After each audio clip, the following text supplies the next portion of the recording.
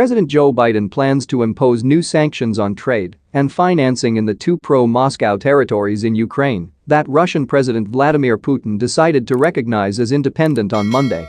In a statement, the White House said Biden would sign an executive order that would prohibit new investment, trade, and financing by U.S. persons to, from, or in the so-called DNR and LNR regions of Ukraine. Putin signed decrees recognizing the Donetsk People's Republic and the Luhansk People's Republic Monday in a ceremony carried on state television earlier on Monday. Biden's executive order will also allow the U.S. to impose sanctions on anyone operating in those areas. And the White House said it would soon announce additional measures related to today's blatant violation of Russia's international commitments. To be clear, these measures are separate from and would be in addition to the swift and severe economic measures we have been preparing in coordination with allies and partners should Russia further invade Ukraine, White House Press Secretary Jen Psaki wrote in a statement.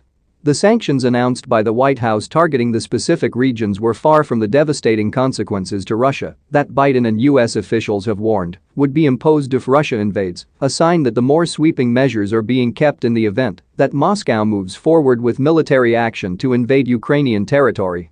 Last week, Secretary of State Antony Blinken promised a swift and firm response from the U.S. and allies and partners if Russia moved to recognize Ukraine's breakaway regions as part of Russian territory, calling such a move a gross violation of international law. The U.S. response followed a lengthy speech from Putin Monday attacking both Ukraine and the West and his signing of the decrees recognizing the two controversial separatist-held regions. Western officials fear that the move is the precursor to a full-scale Russian invasion of Ukraine. U.S. and other NATO countries have warned they have prepared severe sanctions in the event Moscow invades Ukraine that would go beyond the measures the White House announced on Monday. NATO and European officials also condemned Putin's actions in statements. NATO Secretary General Jens Stoltenberg said the move further undermines Ukraine's sovereignty and territorial integrity. I condemn Russia's decision to extend recognition to the self-proclaimed Donetsk People's Republic and Luhansk People's Republic, he said. This further undermines Ukraine's sovereignty and territorial integrity, erodes efforts towards a resolution of the conflict, and violates the Minsk agreements, to which Russia is a party. British Prime Minister Boris Johnson said Monday that Putin's recognition of the separatist regions was an ill omen and a very dark sign. Biden consulted with Ukraine's President Volodymyr Zelensky on a call Monday afternoon, and he subsequently spoke with French President Emmanuel Macron and German Chancellor Olaf Scholz. While Putin held a national security meeting Monday ahead of his speech, Biden was conferring with top U.S. officials at the White House. Blinken, Joint Chiefs Chairman Gen. Mark Milley and CIA Director Bill Burns arrived at the White House on Monday, which is a U.S. holiday. Vice President Kamala Harris, who returned Sunday evening from the Munich Security Conference, was also at the White House.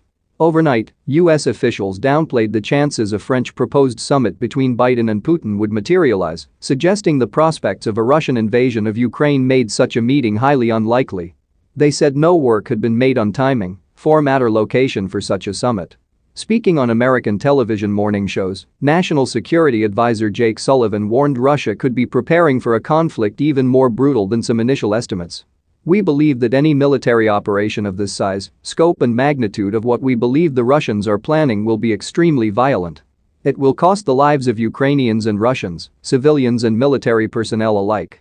But we also have intelligence to suggest that there will be an even greater. So guys, with that we have come to an end of this edition of the news. Make sure to subscribe if you haven't. Thanks so much for watching. Until next time. Bye.